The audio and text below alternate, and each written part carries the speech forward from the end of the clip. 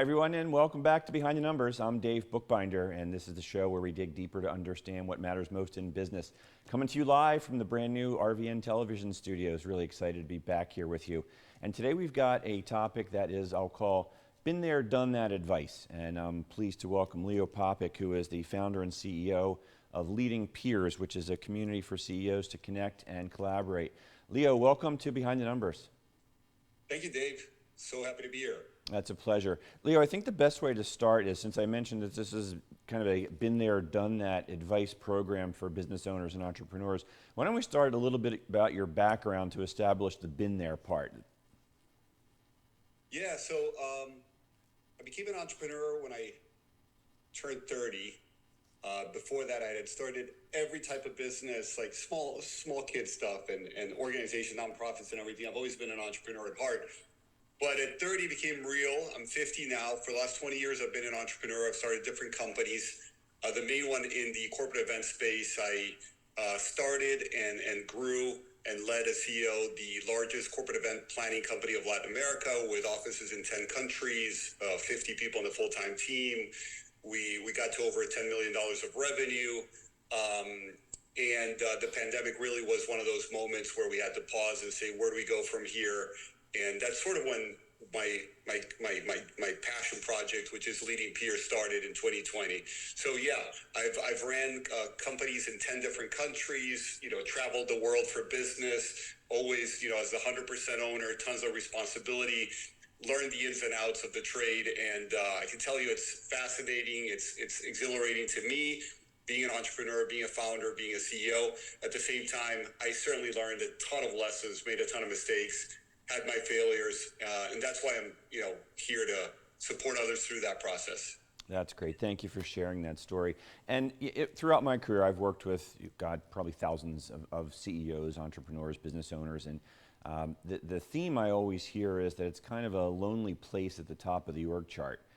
There's an expectation that folks should have all the answers. I think that's subsiding a little bit now post-pandemic, but still, CEOs don't really have the ability to walk down the hall and close the door and kind of kick the tires with their peers because there's an expectation that they're at a different level. So maybe you can just comment on what you've seen and what drove you to put together this community for CEOs and why it's so important. Yeah, that's a great question. Back when I started my first business 20 years ago, I had a business partner. We then hired somebody. And so everybody that I thought I needed was around me. But as things evolved over time, I found myself moving to a different country, starting a new office, working from home. I'm talking about 2010, so very different world than today. And all of a sudden, that loneliness started kind of creeping in. I no longer had a partner. My partner became my wife, who was a stay-at-home mom. I was really the only guy in the business out of the two. And then we started hiring people, and then in other countries. Before I knew it, I had a team in 10 different countries, from Germany to the United States to all these countries in Latin America. And I just couldn't, be with everybody I needed to be with. And although Skype was there and, later Zoom came into play, it just felt at times like I was the only one holding it all together. And that's when it really dawned on me, man, like building a business is not as easy as I thought it would be. Going from $1 million in revenue to 10 million, that was a big amount of effort on my part. But then it's like, how do you get to 100 million? I realized that there are a lot of things I didn't know and that the employees of the team didn't know either. I was hiring them because they were competent at what they did, whether in operations or in finance, but they certainly didn't have the vision. They certainly didn't understand the strategy. They didn't know what kind of people we needed to bring to the business that weren't already in the business. They didn't know much about process and execution and building a valuable company that I could exit someday. And it was, frankly, they didn't have much skin in the game either to raise the company's valuation. So all these things led to increasing loneliness at the top. Then came my immigration to the United States. I grew up in the States, studied here, got my master's at Harvard, but then I went back to South America. And then before I knew it, I was like applying to a green card, and that whole process was extremely, to me, complicated. I was on my own in that sense as well. Finally got to the other side of that. Finally got to SBA funding, that kind of possibility. But I realized like none of my team in all these different countries understand what I'm going through. And I really needed peers who were in some ways way more competent than they were, in terms of entrepreneurial competence, building a vision, knowing what a CEO goes through, and having connections with the right funding sources, connections with the strategy people, the right business advisors and consultants, with the right CPAs, with the right business lawyers, all these different things, right? All I knew was from the trade that I was in. And I realized that people in other trades, in other industries, they had so much value that they could bring to the table, because at the end of the day, 98% or more of our challenges were common to us all, regardless of what industry we were in. So that's really when I decided to join a mastermind group. Became a member of one where I could meet with other CEOs, and I started realizing, oh my gosh, this is way better than going to business school. In business school, they teach you how to work in large corporations, but they don't teach you how to lead them. They don't teach you anything about small and mid-sized enterprises. And you certainly don't build friendships that you can carry on when the cohort and the educational program is over. And I needed people to bounce ideas off of that knew me, knew my goals, knew what I cared about, and just really wanted to be in my corner, kind of as a band of mates for life, right? A band of brothers and sisters that I would go to face future challenges through, the next decades of my life. So became a huge advocate of having that sort of support system when you're an entrepreneur. And obviously that's the founding story of why I started Leading Peers. Yeah, and let's just drill into Leading Peers just for a minute and clarify exactly what that entails, because you used the term, mastermind group, and folks who are out there listening and watching maybe thinking, peer board, advisory board, mastermind. What's the difference, and where does Leading Peers fit into that continuum? Okay, so we are, first and foremost, a community that you join where you're going to have a lot of other people who are all CEOs. So it's a CEO community. We're all peers. Nobody is above or below anybody else. And to join our community, you have to join a specific peer advisory board. You can't just sign a sheet and say, I'm in, I've paid my dues. You've got to be admitted by a particular group of people that you're going to be placed with in their board, their peer advisory board. So not a board of directors, because you might own all the equity in your business, or you might have a partner. That's your board of directors. But you come to Leading Peers to find your peer advisory board. Now, this is not a group that's going to work on a specific thing, like some mastermind communities that work on health and wellness, or they work on, your finances. No, this is a peer advisory board to help you grow your business and help you grow as a leader, as an entrepreneur, as a human being. So you're going to be surrounded by people with similar challenges, but at the end of the day, everybody's in it to make their life better, their life more fulfilling. So yeah, business growth is a part of what we're all about, but what you're going to encounter is real people bringing real issues, like I'm working too much and I need to cut back, or I am going like crazy about a certain situation that's creating anxiety. I'm not being able to sleep well through the night. This is new to me. I don't know how to get through this stage, or I'm having issues with a particular person that I thought was somebody I could trust.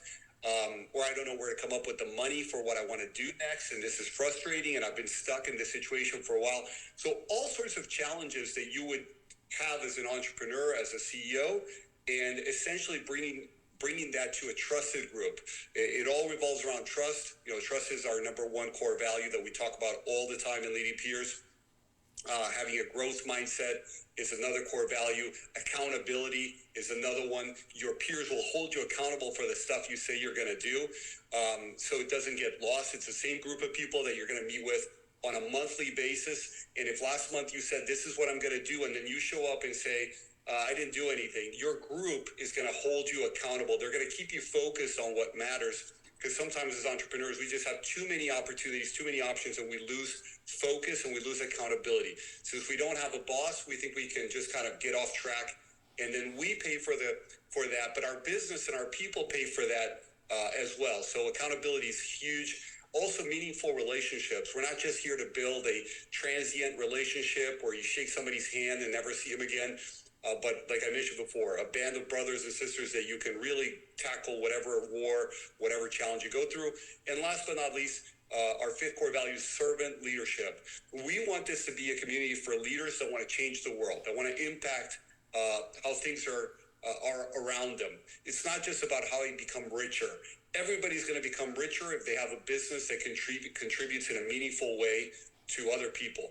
So we want to make sure that people are in our community for the right reasons, which is all about service to others and just building a great life based on integrity and honesty and hard work. Yeah, Leo, is there a particular size when an organization is, I'll call it, ready for a peer group in particular, whether it's the number of employees or revenues? How would you measure that?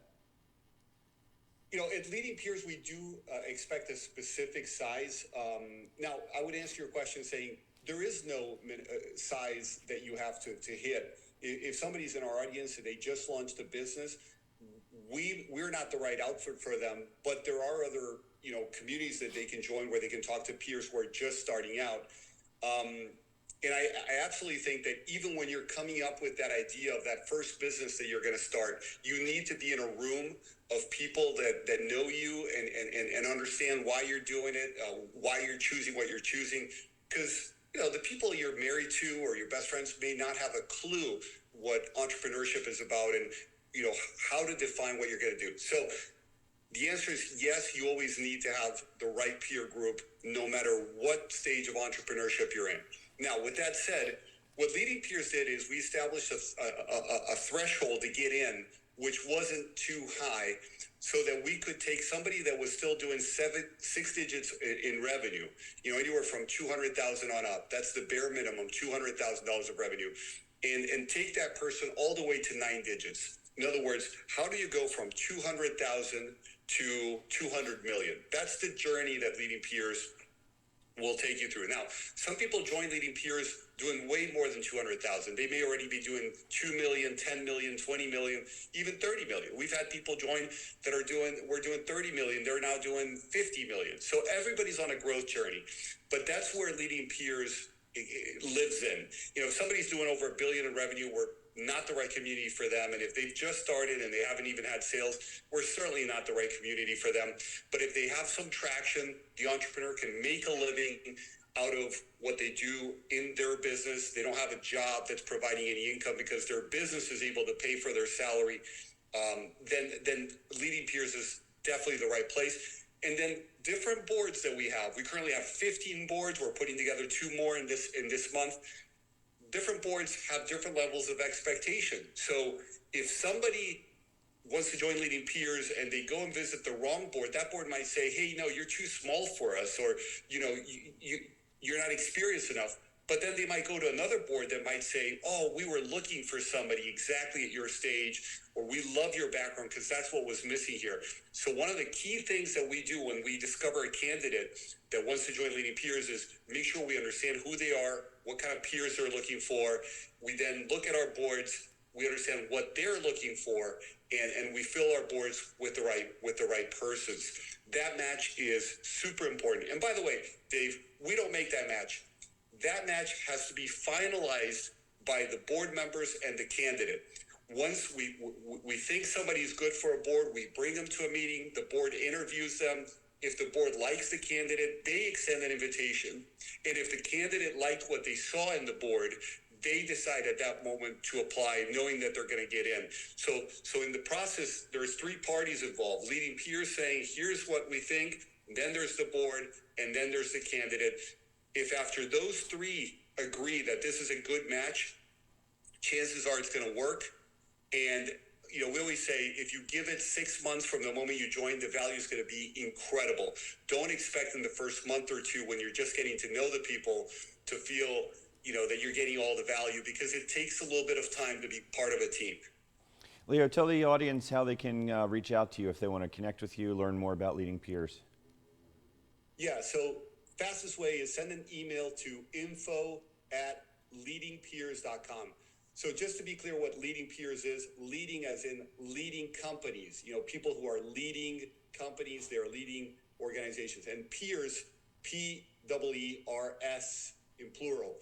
So info@leadingpeers.com. That email is always going to find its way to the team. If somebody wants to reach me directly, they can always just write LP. Those are my initials, Leo Popik, the same 2 initials as in Leading Peers, LP. So LP@leadingpeers.com. That's the best way. Also, they can go to our website. There's a lot of forms they can fill online. There's a contact us form. There's a find your board form. There's all sorts of different things where we get their details, and we know that's actually a way to expedite things, because then you know what to answer so that we can help guide you further along, rather than you having to type an email and be like, these are all my questions. So a form is going to guide you. It's going to give us information. We're going to be able to expedite things. So go to leadingpeers.com, go to the contact section, or go to the find a board section. You'll know what to do. All right, Leo, sit tight. We've got to pay a few bills here. You watching and listening at home, don't go anywhere. We'll be right back on Behind the Numbers after this quick break. Hi, I'm Angela Pipersberg, and I have a new show here in RVN Television called The Angela Pipersberg Show. And I want you to join me every week as I sit with guests and we discuss their life journeys, share wisdom, and tips that will inspire you to live your best life. Don't miss The Angela Pipersberg Show every week here on RVN Television, where we're celebrating life and we're inspiring you to greatness. Hi, I'm Dr. Esther Malave, and welcome to my show, Achieving a Better You. Through this show, we're going to explore ways to make a better version of you. For example, nutrition, finance, fitness, health. Remember that there's always a way of making a better version of yourself, no matter what the circumstances are. And remember to look for Achieving a Better You show on RVN TV.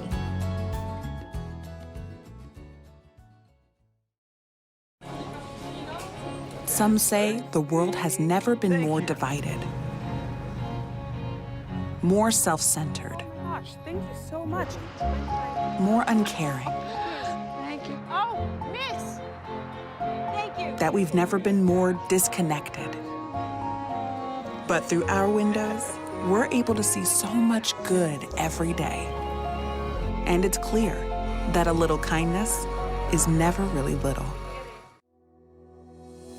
Did you know that only 8% of people who set their goals, they actually succeed in achieving them? Well, if you want to be a part of that 8%, then you need to tune into Achieve with Wanda Martin, where I will teach you tips, tools, and strategies on how to achieve your goals in any field and on any level. So tune in, watch me on the RVN network on how to achieve your goals and be a part of that 8%.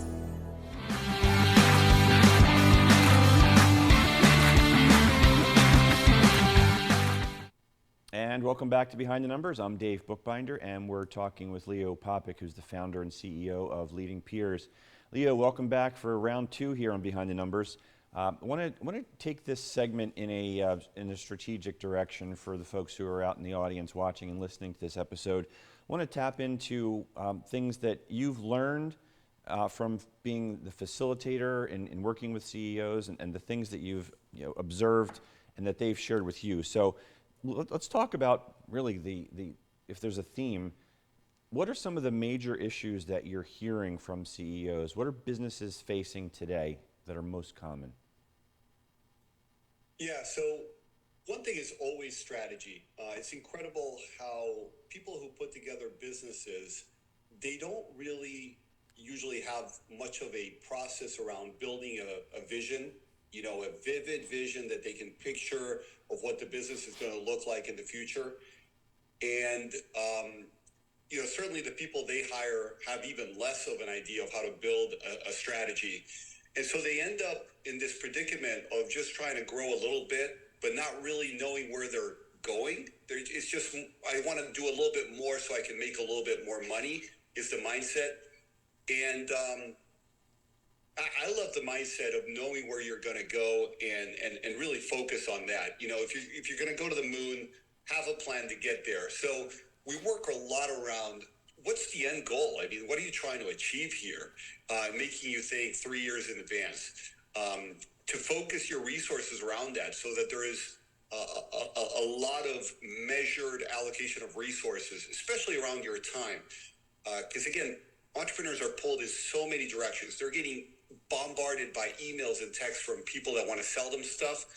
and they start thinking, I should do this, I should do that. And the I should world is just so overwhelming. So when we take a lot of their guilt away and say, man, you're just trying to build this, like stick to your plan and like learn about the stuff that you don't know. And here's some of that stuff. So strategy is always, I'd say, the first point. And the other thing that comes up a lot, Dave, I mean, in every business is people. And I know that might sound tactical to some people listening. They might say, I don't want to spend my time talking about my team. But I'm a firm believer, what Jim Collins shared in Good to Great, probably one of the best business books of all time, where he said, it all comes down to having the right people and having the right people in the right seats. If you have them, they're going to come up with the strategy. They're going to come up with the execution. They're going to come up with the funding. They're going to come up with the results. So it starts with that, and you're always changing your team. I mean, if a business is evolving, it has to be changing its team all the time because it's growing, so it probably needs to hire. But also, technology changes what people need to do. I mean, we hear that AI is going to replace, half of the jobs 5 years from now. So what does that mean for your company? Are you doing anything with it? And AI is only one of several technological changes that's happening. And if your business isn't, changing what people are doing to automate more things, to incorporate new applications, processes, procedures, it's really just falling behind, really. And so staying at the forefront of that requires that you have a team that's willing to embrace change and that's willing to suggest changes that need to be done. And frankly, if there's anyone who's opposed to the changes you need to make, I mean, how do you deal with letting go of those people and keeping morale high and keeping the team united? How do you provide a career plan for your employees so you can retain? I mean, we all know that during COVID, the Great Resignation came, but we're living in a world now where people come and go from jobs faster than ever before. And nobody can really have a thriving company where everybody that's coming in is thinking about taking the next job offer that they get at another company. You only build excellence when a great team sustains itself over time. So how do you build that great career plan, retention, incentives for people to want to, stick around? So those are, I'd say, strategy and people are probably the two, I'd say, are definitely the two things that our entrepreneurs care about the most. And then the third is inevitably, how to grow the sales. That comes up all the time in every business. You can have a great strategy, but you've got to be able to find the right people to bring in the business. So some businesses rely on a great sales team. Others rely more on marketing. It depends on the industry. It depends on the type of activity. But what they all have in common is they are focused on growth and not only having more clients, but the right types of clients. So constantly redefining who is my ideal client and how do I get to those people as preferences for communication change so quickly. It's incredible. Yeah, I jotted down, you said you like them to look 3 years in advance with regard to thinking about their strategy. So in my world, in working with business owners and CEOs and in valuation exercises, one of the questions that I ask them is certainly for a 3-year forecast or a 5-year forecast. What does the future look like? Because valuation is a forward-looking exercise. So a lot of times they come back with a blank stare that they don't have it and they really don't have any clarity and don't know how to even begin to take that first step to put it together. So I'd be curious to know, what has been your experience when you tell them to look 3 years into the future?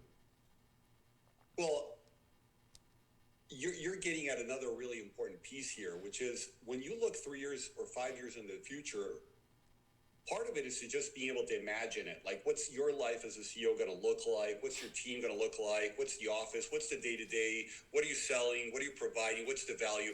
But then the other part are the numbers, and I know in this show, Behind the Numbers, you do go beyond the numbers, but a very vital part that some entrepreneurs don't even look at is what is the cash flow statement for the next 3 to 5 years.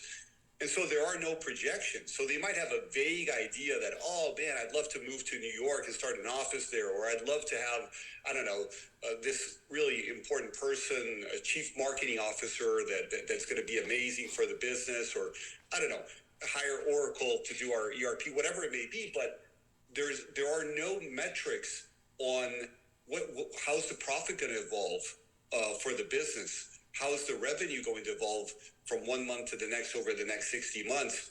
And so at some point, you start asking them, like, do you care about exiting this business at some point? Do you care about what it's worth if something happens to you today and all that your family's left with is your business? And you start realizing that everybody cares, but they don't realize how crucial it is to have these projections. And the sale of any business, when you're talking about a company doing 6 to 8 digits of revenue, is mostly going to be associated with the projections. I mean, it's the EBITDA, the net profit that they have in the last year or the last 3 years. But it's mainly how is that going to evolve? Whoever buys it is looking at the future and how that business is going to be able to provide a return on their investment.